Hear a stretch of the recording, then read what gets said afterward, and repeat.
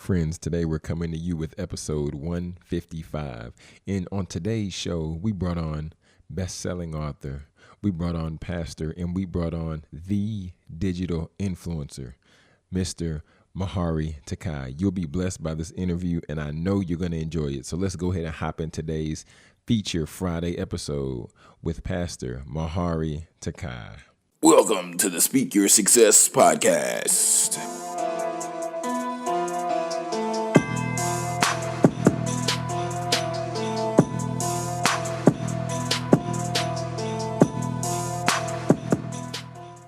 Welcome to the Speak Your Success podcast. I'm your host, TEDx speaker and best-selling author Jonathan Jones, and today we have a special guest in the studio. We're going to get to him in just 1 second. April Fool's has passed already. We're going to get to him in 1 second. But before we do, we like to take the moment and just recognize one faithful and loyal listener with our Apple Review of the Week. And today's Apple Review of the Week comes from Flounder's mom, and she went on to say, "Powerful listen. I've recommended this podcast to my children. This is geared towards millennials, but it's still very relatable. It is very easy to follow and apply to your real life." Thank you, Flounder's mom. We appreciate that feedback and taking the time for you to rock with the Speak Your Success podcast. Now, without further ado, in the building, we have a special. We have a special guest, and who do we have? Who do we have here today on the Speak Your Success podcast, sir? Oh, you want me to introduce myself? It seemed like you were doing a build up there where you were getting ready to build it up and say, "This is blah blah blah." I mean, I can do that for but myself. I didn't want to take nothing off. I understand, but I mean, geez. Okay, so hey everybody, where do I look? Do I look at you? I'm confused. Do I look at that camera? We here. We got okay, so Jonathan, Brother Jones, I am Pastor Mahiri Takai, best-selling author. I am a fashion guy. I'm known for a whole bunch of stuff in the industry, but I guess we're here to talk about what we're doing now. Yeah, we're here to talk. We're here to talk about that. But I mean, but Fish Boy, man. Yeah, Fish Boy. Yeah, Fish Boy, man. Fish Boy. So for those of you who might not know, if you haven't seen Fish Boy yet, you definitely need to get your copy of Fish Boy, because Fish Boy is a story. I think it's a book geared towards children. Correct. But the information is applicable. Yeah, it's applicable. I mean, speaking of, he has a second series coming up. Okay. And yeah. I co-authored it with my daughter, Mahiri Takai. I love it. And it is really, it's really a funny story because, again, yes, it's geared toward children, but I'm an adult writing about an adult experience from a child's eyes. Yeah. So, I try to make it as relatable to the parent as the parent reads it, like, that was really interesting. And then the kids go, okay, what do you do next? I want that suspense to be built there, but I also understand the importance of really driving the story. So yeah. I hope that we've done a good job with that. Walmart said we did. Yeah, and then even, Walmart, Amazon, Barnes & Noble. Yeah. But even outside of that, though, I remember when you were talking about, because we went to Austin, and you were talking about just the concept of it and how it creates the conversation. Yeah. For the parent to have the conversation with the child. Oftentimes the child gets left behind in the connection to parent, because parents are like, because I said so. And the kid's like, but why? Yeah. So the conversation gets lost, and like children lose their grandparents and nobody really explains it. We lose them. Where did they go? Or children are being disciplined to learn to not do something. Well, why? Why can't I do this?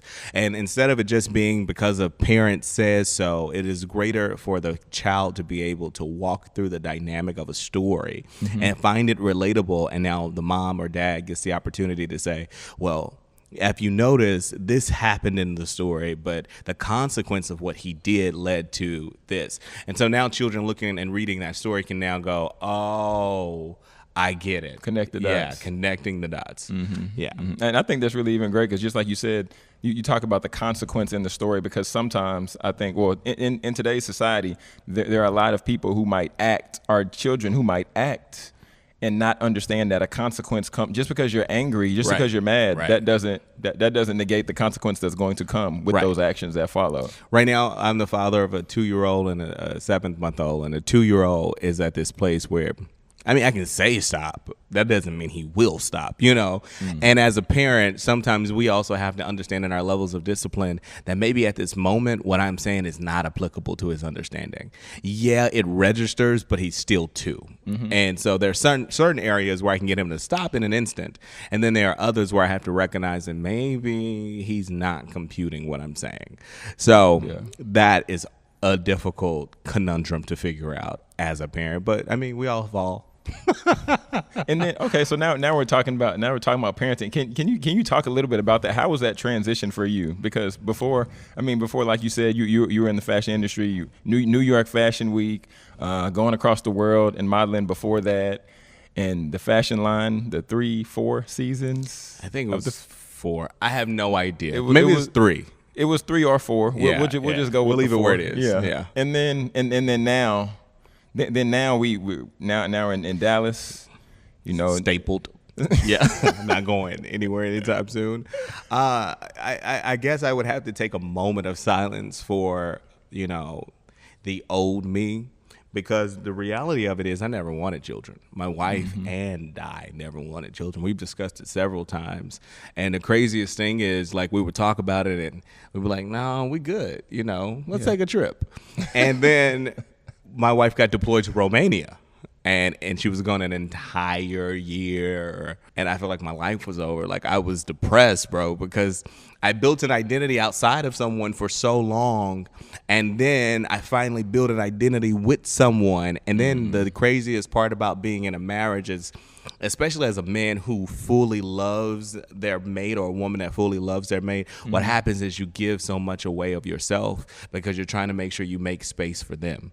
And so as I was like giving me away, I picked up so much of my wife and I consumed myself with her, and her leaving me kind of left me devastated. And then she came home, and the week that she came home, we watched the documentary, Don't Judge Us, of Iris and her husband, and they are these jet setters in their 70s. They're like traveling everywhere together. They're buying stuff, and you know, she's known as a fashion guru, and we watched actually in their 90s. We watched them have this dialogue in their 90s that was so dope. So my wife and I ended up watching the movie, and we're like, ooh, that's us, babe. We're gonna do that. Ooh. Well, Jonathan, at the end of this video, the woman's husband dies. Oh, that's beautiful. She has no kids. She has no brothers and sisters, no grandmas, cousins, nobody else on the earth. Her entire existence on earth was now gone from the identity of her being in it with her husband. Wow. And so my wife and I watched it, and we were in tears. I'm pretty sure nobody else watched that documentary on Netflix. I mean, it might have been like two other people, but that's, man. I mean, we snot cried. And so when we finished it up, we were like, yo, let's have children, though. And we prayed about it, and crazy enough, the moment, now, I don't share this often. I only share this with my close and personal friends. But the moment that my wife got pregnant, we knew. We knew instantly. And I was like, I got my wife pregnant last night. I called you. I mean, like, John, she's pregnant. And legitimately, I knew, because it was weird. This is how I know my wife is my soulmate. There was a tingle in me, in my spirit, in my soul, and we laid there, and it was this moment where it was just like, wow, we just made a baby. And legitimately, not even trying to conceive the idea of having a child, it felt so angelic. And from that moment, we knew. And like a couple of weeks later, she took the test and was like, yep, I'm pregnant. And like, I figured. I mean, it sounds about right. So, yeah, parenting has been a challenge, but more importantly, it's been that angelical, you know, gathering of my wife and I, finding ourselves in a lot of things that we thought we were lost for having children. But we gained so much. Yeah, and then you were talking about, I know we had the conversation, you talked about when you first held your daughter. Yeah. And then you were like, nah, fam, I don't feel nothing. That is. Yeah. Oh, I wasn't trying to go there. Yeah, I wasn't trying to. I mean, here's the crazy part. My son, you know, that was the first kid, and it was really beautiful, and it was a great moment, and we were really in a great place. And so having my first kid and be like, oh my God, he's so beautiful. Thank you, Jesus. We went into the Holy Ghost moment with him. With my daughter, we praise God, but she came at a difficult time. My father had just been murdered maybe 2 weeks before. His funeral was 1 week before, and now she was born. And my wife and I was kind of just like, man, what a bummer. Like we had a baby in the worst possible season of our lives.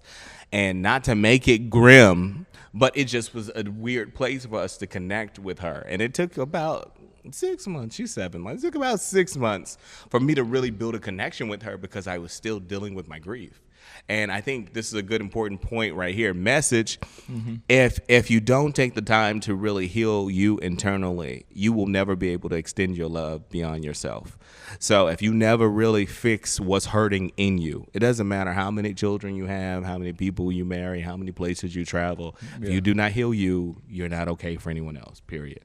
Yeah, and so, I mean, I really can appreciate you saying that because what you don't know is that the listeners, the faithful and loyal listeners, they know I always quote you, and I always say, like Pastor Mahiri says, do the work. Do the work. And I always put it out there, and just understanding that how important that really is because we've had the conversation, and then there's been some where I had to go through the counseling, I had to go through the 12-step biblical recovery. Go get help. Yeah.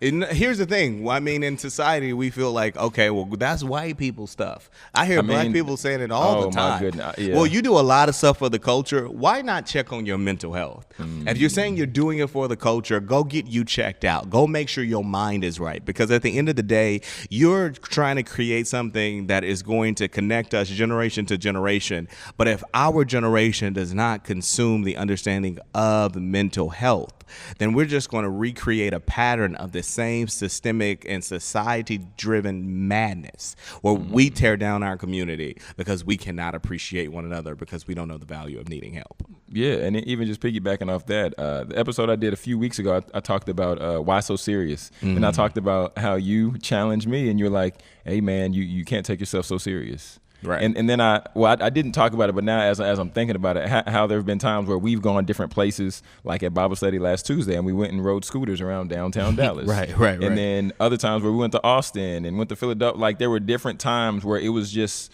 areas where we've been doing activity to break up the mundane, routine, daily just grind.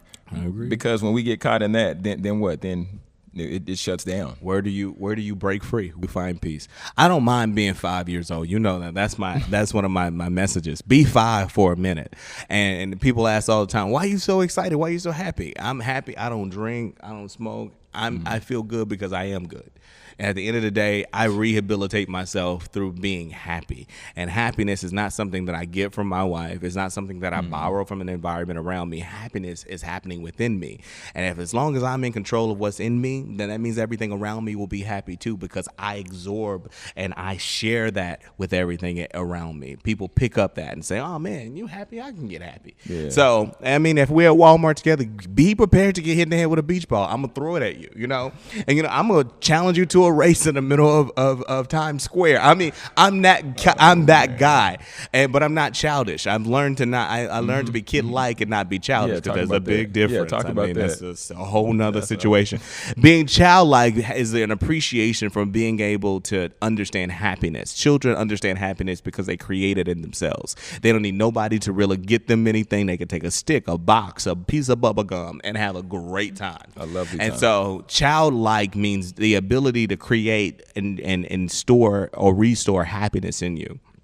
Childish is an inability to be adult in areas where you should be grown. And so I'm never childish. I can always be childlike, and I have an appreciation for people who know the difference.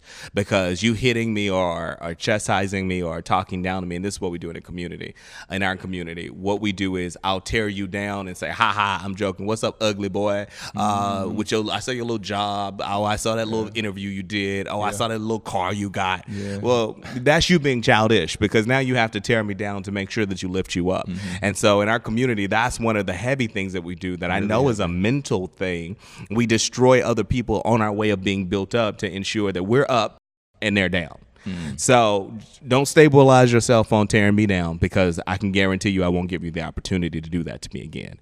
So that's where I stand on the two, childish and childlike. That's good. So when did you come to that realization, though, to where you knew you had to find that childlike space for yourself? I don't want to get deep here, but I don't want to. Okay. I really, in the last 6 months, well, I've always been this way, right? Like, you've known me. I've always been the guy to find the moment to have fun. But in the last 6 months, I really realized how much I needed necessity for my childlike ability. I needed to be able to be free in my spirit and to be able to have fun and enjoy a moment without having to worry about the gravity of what's going on around me. After my father passed, he didn't pass, he was murdered. But anyway, after my father was murdered, I realized that the murderers were still tied to my spirit. And if I didn't allow myself to look past what they did to him, then, and the forgiveness that goes with it, I wouldn't have allowed myself the opportunity of escape from what they did. They would have imprisoned me with their behavior, if that makes sense. Yeah. Oh, sad. So now, as you said, you stepped into fatherhood, and now pastoring. I know we've talked about this before, and I know I don't want to say the inception of the church. What's the correct word for the birth of a church? Just say that. I mean, Okay, yeah, dude. Okay, the birth of a church, like so. Yeah. It's like it's a centipede. Okay, go ahead. I'm sorry. Well, no. So now with like how are you able to juggle this, like being a father, being a pastor, and then also doing everything else that you do in your brand with your company? Like how is that even? I don't think about it.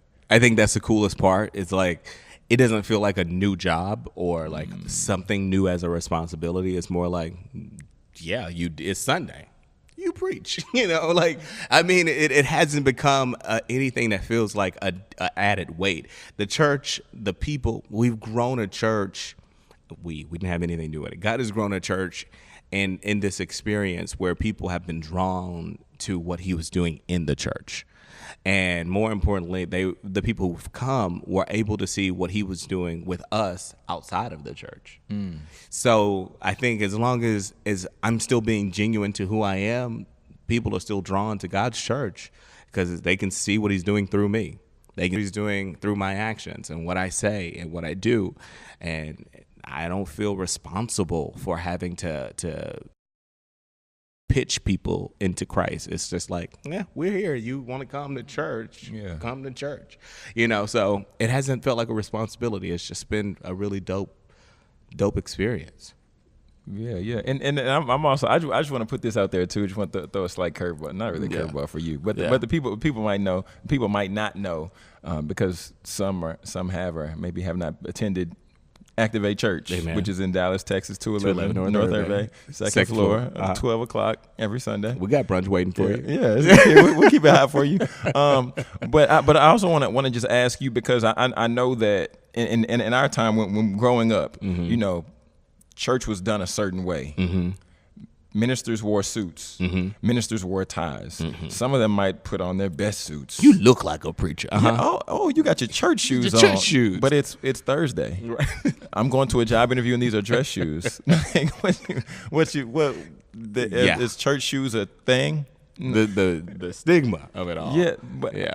But I mean, just hearing you explain, I'm only asking this question because I know the answer, but people don't know. But like, when it comes to wearing a suit, do you believe like you're required to wear a suit like every Sunday? I hate that you're asking me on camera this question. I can edit it out if you want me to. No, it's fine. It's fine. I'm going to answer it, and he know I am.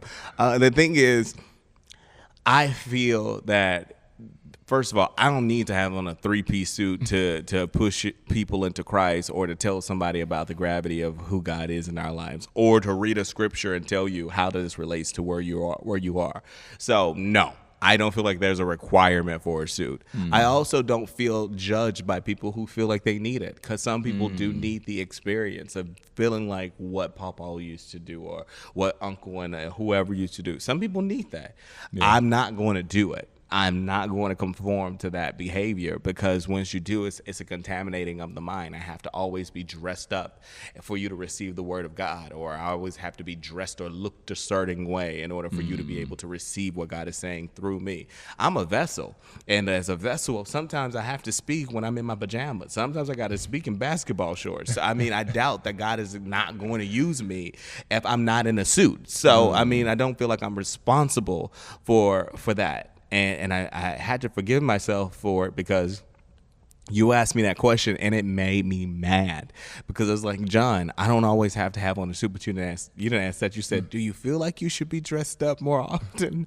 Or is there relatability? I remember when it was a couple of weeks ago. You was like, is there well, I was all I of was these people asking are dressed question, like this? Yeah. I was just because I was talking about how with culture now, it seems like, I don't want to say the stigma, but the culture is being shifted, because like what you were saying now, because first and foremost, it's hard. I think it's hard to a certain extent for somebody to relate to somebody who, because typically when ministers preach, they're behind a podium and then they're in a raised position and they're dressed almost perfect. And then the audience or the congregation is below them. So I think that creates some separation. I've had mad issues with all of that. Like, I mean, everything that you just said. Like, I don't want to be behind a podium. Every now and again, I want to sit down on the floor and talk into somebody's eyes. Sometimes I want to sit right next to you and have a real conversation, because no one's speaking to our heart anymore. Like, no one's speaking to our heart. They're speaking to our finances. They're speaking to our pocketbook. They're speaking to our tithes. I mean, and I'm not saying everyone, but I feel like we're just being missed for some reason, the connectable piece of just human, just being human to human. Tell me how that story relates to you. How did you fall? How did you get back up? I mean, struggles that you're having. I don't want to play perfect. I don't want to be in here being Superman.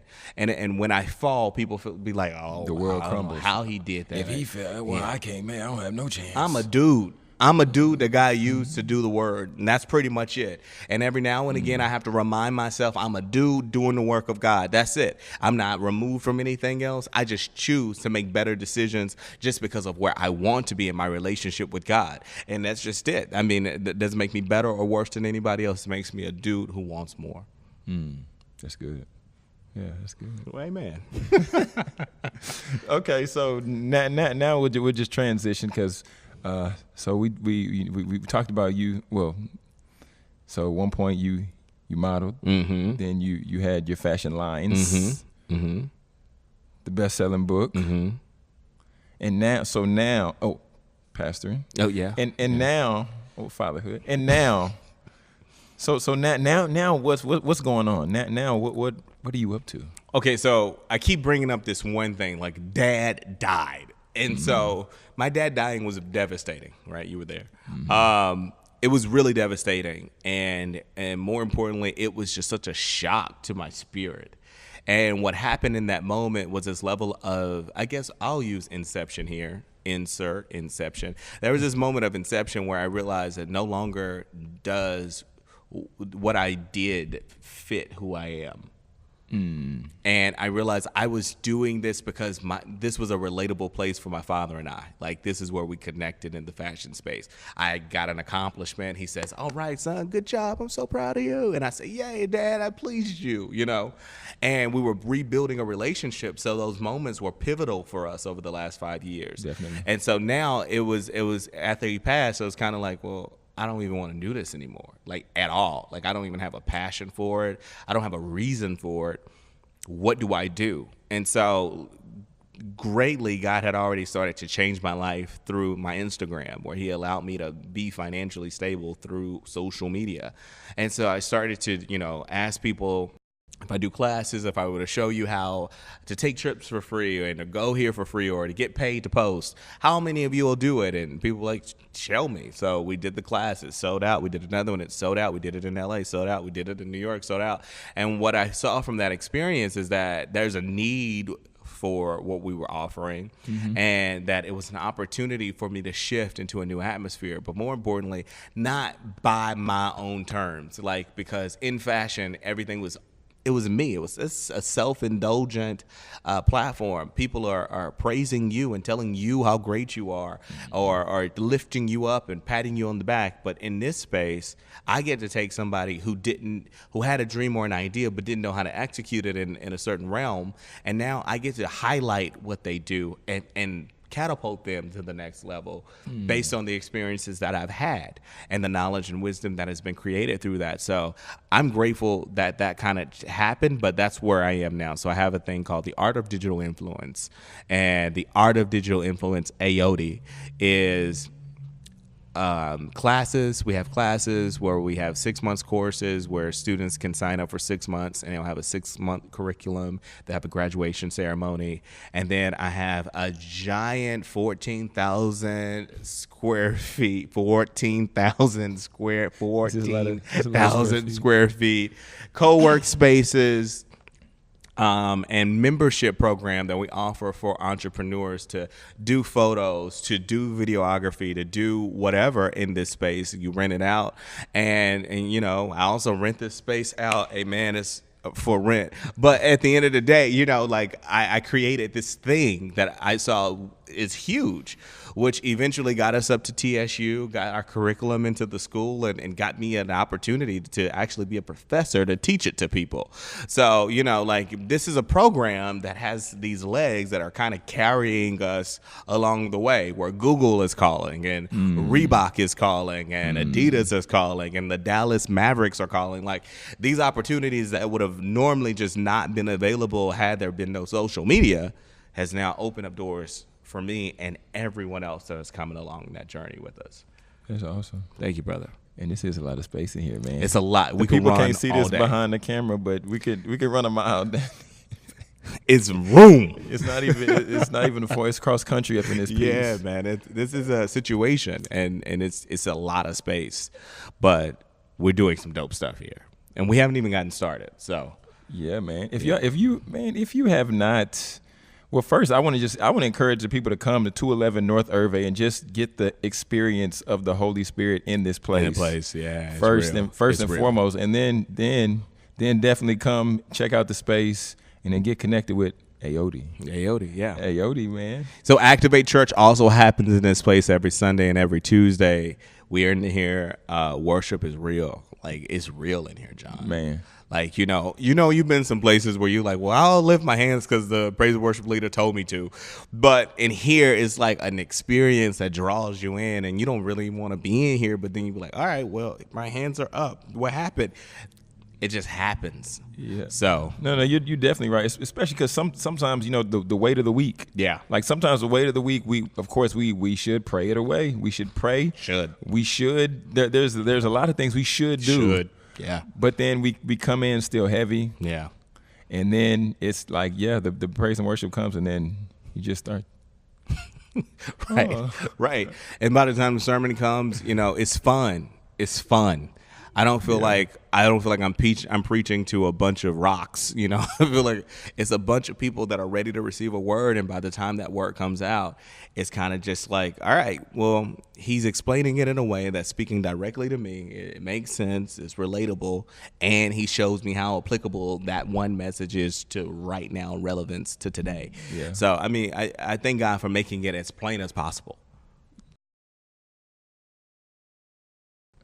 Okay, so Mahiri, you were just talking about how you were just talking about just the experience in the church overall, but now I know that you've been working on something. You've been cooking up something. Yeah, I got some real dope stuff happening. So I have an awards ceremony coming up, but it's really like a birthday thing. So what happened was I was like, I have some really dope friends that I would like to honor that I haven't really seen be honored like they deserve.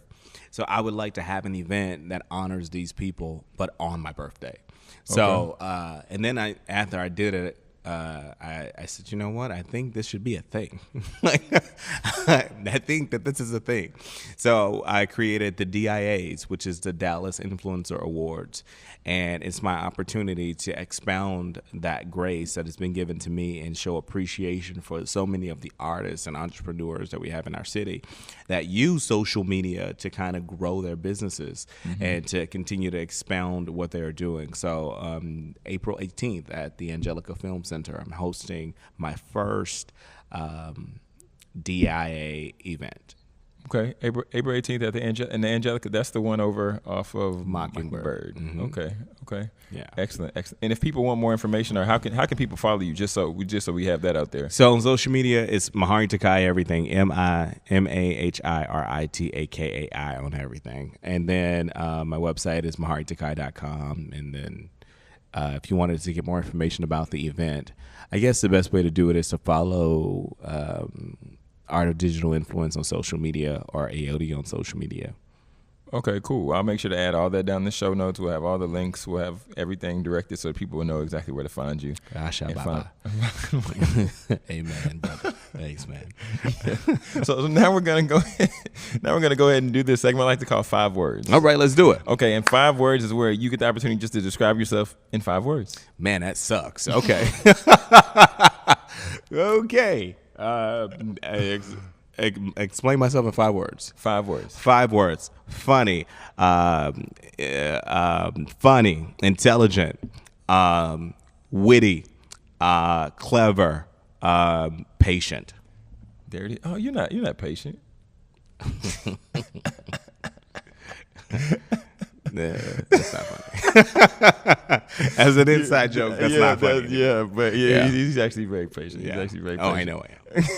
Okay, now I want to ask you, just with this segment, I like every time when I bring a guest on the show, I like to ask them just somebody who they feel is, out here, somebody who's really getting it, somebody who's really grinding, but they feel that they haven't received the proper accolade, the proper pat on the back, the proper, attaboy, keep it going. Mm-hmm. So I'm curious, who would be your winner circle of the week? And this is just somebody we just want to highlight, just want to spotlight, and then just give them, like a round of applause type deal. I'm going to say this person because I feel like I haven't given them the proper outlet to say, good job, man, I'm proud of you.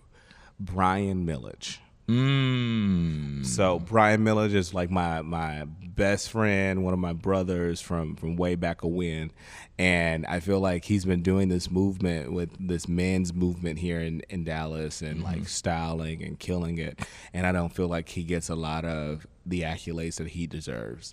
So Brian Millage, congratulations, black man, you're doing well. Yeah, Brian Millage, yeah. That's definitely a good one. Definitely a good one. Now we're going to go ahead and just go right into this or that. Mm-hmm. So this or that is I just hit you with a few rapid fire questions, and then you just say one answer or the other. So if I say Sprite or Coke, then you would say one or the other.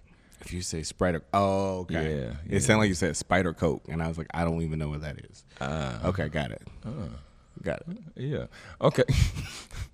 Oh, man. Okay. Beaches or mountains? Mountains. Pancakes or waffles? Waffles. Neither are they gross, but go ahead. Oh, man. Chick-fil-A or Raising Cane's? Can I pass? Really? Yeah, bro. Throw them both away. Neither. Mean it. Mean it from like my heart. New York or LA? Can I add one into one of that rapid fires? What? You need to put Williams chicken in there. First of all, Williams chicken. If I'm You looking for go chicken Williams tenders, over. Well, because I only think of chicken tenders thinking of any of those places because I don't like their food. But if I were to go anywhere to get anything, it'll be Williams Chicken to get the chicken tenders. What if Chick-fil-A came around here with a sponsorship? I mean, of course, I'm not talking badly about Chick-fil-A because I love sponsorship. But I'm just saying they wouldn't be my first choice. Oh, fair enough. That's fair. That's Yeah. fair. Everybody has their, their preferences. That's fair. I like Greece. I'm from South Dallas. South so, Dallas. So Okay. I would like some grease and some. I need. You want it to bleed through the bag and you want it to come through the box. And I want to feel like I'm about to pass out after I've eaten the last bite. Well, that's definitely what Williams Chicken does to me. I get the 3-piece mix, fried okra, sweet tea. But I don't want the chicken. I don't want to ever eat their chicken. Like, remember, I But was just the vegan for a tenders. very long time. So the only thing of their meat that I can take is the tender. Like, I feel like I'm going to die if I eat anything else. But it's bomb. that's fair. It's bomb. Yeah. I don't know. I ain't eaten them in like 10 years. But I haven't eaten Williams in a minute either. Yeah. Man, I might need to swing through, get a 3-piece. I mean, I got tenders on Sunday. That's why I'm bringing this up. Oh, because the man. opportunity presented itself because I drive through South Dallas. And so as we were coming through, I'm like, yep. And then you got to get it from, because there's certain Williams that all Williams are not made equal. They are not. They are not.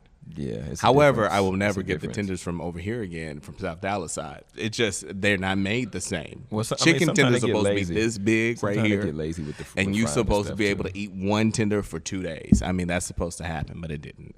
So What you got? One. they were tender like for- this big. They were little. I didn't know what was happening. Well, I mean, you might know it's natural then. The one that's that big. I don't want it to be natural. I went there to get the abnormal shaped, abnormal sized tender, fam. Lord, that mercy. Where is my tenders? That's not even a tender then. If it's that size, that's a. What do you? It's a even call baby that? arm. It's amazing. It's amazing. What's the issue? Eat it. Oh my goodness, I cannot. Okay.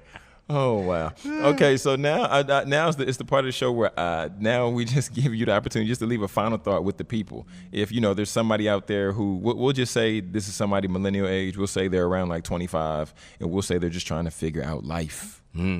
It's good. Okay. Well, it's a lot of pressure upon someone. But okay. So here's what I'll say. Everybody who is under the sound of my voice, I just need you to extend your hand to this camera, to your computer, to your phone, whatever digital outlet you're using. And I want you to remember this one thing as we touch and agree together, that there are a lot of people that'll tell you that the obstacles in front of you cannot move for you. But I am telling you that if you have your hand extended toward this phone, this computer, this technology, that if you have the ability to lift your hand and raise it here, you have the ability to move a mountain. I want you to understand that if anything in you believes that something can happen for you, you are the one who controls that destiny. Can no one close a door in front of you? No one can take an opportunity from you. No one can do what you are doing. You are your own individual vessel that God particularly made for this. So whatever it is that you think you can do, if you can lift your hands and touch this screen, then I can guarantee you can make it happen. That's it. Amen. Amen. Gotta go get the offering plate. Yeah, please, but don't give it to me. There's a couple of people downstairs that could really use it. Like the buddy keep asking me for $2, so I give him $2 every Sunday. But anyway, I'm just saying. I mean, that's real. That's real. We're right in the cusp of We're in ministry. the heart of ministry right here. Like right here, man. You get to walk over someone every Sunday that either is going to prove that you are faithful to God or you are not. Can I have $1? Can I have $1? And at this point, I just stopped giving the dollars away, and it's like, come get some need. Yeah, just Yeah, come up here. Just Just come up here. 2 You know, floors. we've gained a couple of members. We actually have. Quite a few of them that were homeless, and now they're here and they have jobs. That's all God. They have jobs. One Sunday we were here and they were getting dressed to go on job interviews. Yeah. From church, but they came here to have church. And you guys don't understand like what we're doing here in this community and what God is really doing inside of this church, because this is growing beyond us, man. And I was talking to somebody the other day, and she's one of my good friends. She was like, "Wait, you pastor a church? I didn't know that. I seen something on Sundays, but I didn't know what you were talking about." And I was like, "Well, yeah, I pastor a church, and it's a really dope church. Yeah, it's just Activate Dallas 1." Yeah, I was gonna say Activate Dallas. I wasn't even gonna say the one. I thought there was a one, but I didn't want to forget. Yeah. So yeah, that's that. But yeah, so everybody, if you like to follow on Instagram, go to Activate Dallas 1. Activate Dallas 1 on Instagram, and then also if you like to make sure you follow Reverend Mahiri Takai, as well as best-selling author, father, husband. I'm a really good husband, by the way. I am. I just give myself credit. I mean, hey. But we're gonna go ahead and get out of here. All the information you need will definitely be down in the show notes to get connected, so you can find out more information. But this is Jonathan Jones, TEDx speaker and best-selling author, here with Reverend Mahiri Takai, husband, father, I mean, this is so awkward. Reminding you to speak your success, believe in your greatness, and continue to create the life and business of your dreams. Why would you want to live any other